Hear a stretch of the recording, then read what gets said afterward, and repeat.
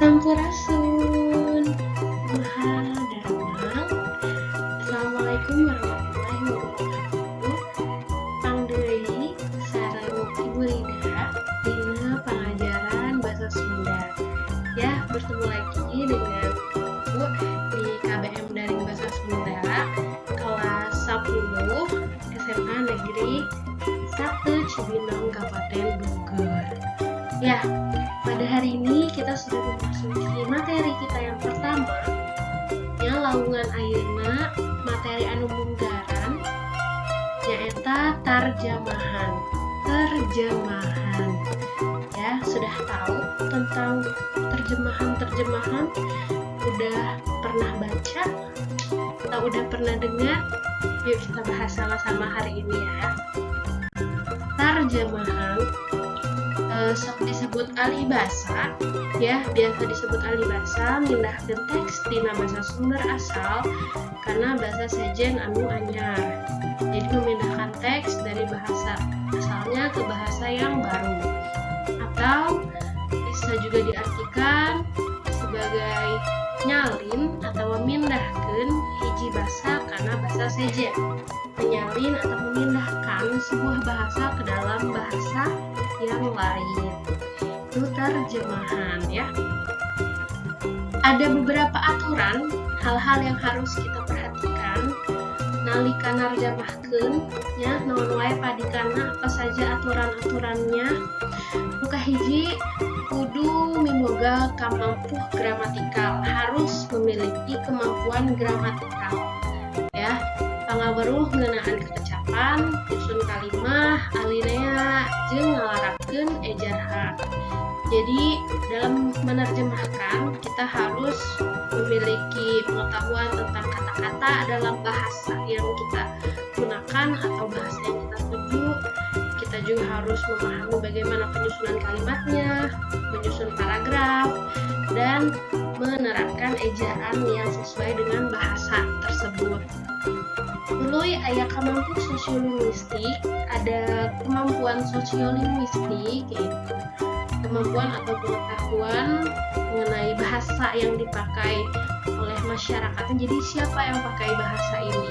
Orang mana? Bagaimana kebiasaannya ketika memakai bahasa itu harus kita ketahui dalam menerjemahkan. Terakhir aya kemampuan semantik, kamampuh dina ngaguar harti atau makna teks anu rek ditarjamahkeun. Ya, kita juga harus memiliki kemampuan semantik, yaitu mengetahui makna teksnya. Jadi nggak semua teks atau kata-kata itu bisa diartikan secara langsung gitu kan. Ada yang memiliki makna tersendiri gitu, nggak bisa diterjemahinnya per kata. Berarti misalnya kayak contohnya peribahasa nggak bisa kita terjemahkan per kata, atau membuat pantun nggak bisa diterjemahkan per kata ya, harus secara maknanya apa gitu diterjemahkannya.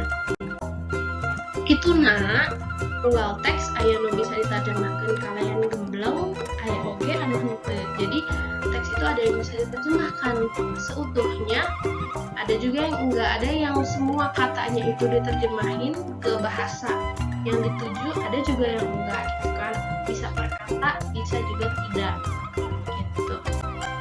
Media dina narjamahkeun, media dalam menerjemahkan kita harus punya apa aja? Kita harus punya kamus, kita harus memakai kamus. Ada banyak sekali kamus di sini ya, kamus bahasa Sunda, bahasa Sunda Indonesia, Indonesia Sunda, aya oge nu bahasa Inggris tapi aya gitu kan. Kalian eta urang oge kedah miboga palanggeran ejahan bahasa Sunda. Kita juga harus mempunyai palanggeran ejaan bahasa Sunda atau pedoman. Jadi kan tadi balik lagi ke yang awal, secara gramatis harus diperhatikan juga ejaannya. Dengan begitu kita juga harus pegang nih pedoman ejaannya kayak gimana. Kalau di bahasa yang lain juga kayak gitu, cuma di bahasa Sunda aja. Gimana struktur kalimatnya itu kan kita harus tahu kan dalam menerjemahkan. Jadi harus punya kamus dan pedoman ejaan. Ini jenis-jenis kamus ya, Kalian nggak harus punya semua, ini cuma garis besar aja biar tahu. Kayak kamus umum bahasa Sunda ya, ini kamusnya besar, tebal, kayak kalau di bahasa Indonesia KBBI gitu. Ini bahasa Sunda, kamus umumnya. Contohnya ini yang ada di gambar, karya Dana Dibrata aya oge anu ti LBSS. Terus aya kamus dwi bahasa. Seperti judulnya, dwi bahasa, dua bahasa ya. Ada bahasa Sunda Inggris, ada bahasa Sunda Indonesia. Gitu. Ada beberapa jenis kamus, ini contoh-contohnya bisa dilihat, bisa dicari kalau mau punya atau ada yang udah punya, alhamdulillah. Terus aya oge kamus istilah. Kamus istilah sastra Sunda, aya kamus istilah ilmuning bahasa Sunda, dan masih ada lagi kamus istilah yang lain ya, banyak macam-macam, ragamnya ada banyak. Ini contoh-contoh kamus. Nah, ini yang paling dekat dengan kita mungkin ya sekarang, aplikasi kamus Sunda dina handphone. Udah pada punya belum di gadgetnya masing-masing, di gawainya masing-masing udah punya kamus bahasa Sunda? Ada beberapa kamus bahasa Sunda yang bisa diunduh, bisa di-download buat dipakai di HP ya, biasa dianggo dina gawaina sewang-sewangan, ayaan offline, ada yang offline, ada juga yang online ya, disesuaikan aja.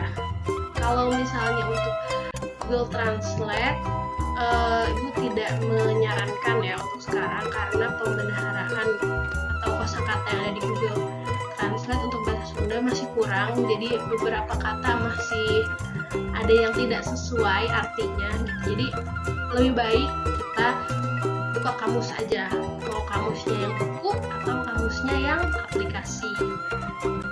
Tuh, bungsak itu materi dina dinten ayeuna pelaugan kahiji. Ya, di pertemuan pertama materinya cuma itu aja, terjemahan, baru materi aja, tapi jangan lupa diisi presensinya. Oke, jangan lupa dan jangan salah pilih kelas ya, kalau diperhatiin lagi. Atur nuhun karena perhatosanana, mugi urang sadayana salawasna dipaparin kesehatan, tur kasalamatan. Semoga kita semua selalu diberikan kesehatan dan keselamatan. Jangan kemana-mana ya, di rumah aja.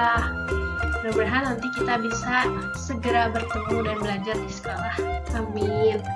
Hatur nuhun karena perhatosanana, hapunten bilih aya kakirangan atau kalpatan dina kecapan ya, mohon maaf kalau ada kekurangan dan kesalahan. Kita bertemu lagi di pertemuan berikutnya. Hatur nuhun. Wassalamualaikum warahmatullahi wabarakatuh.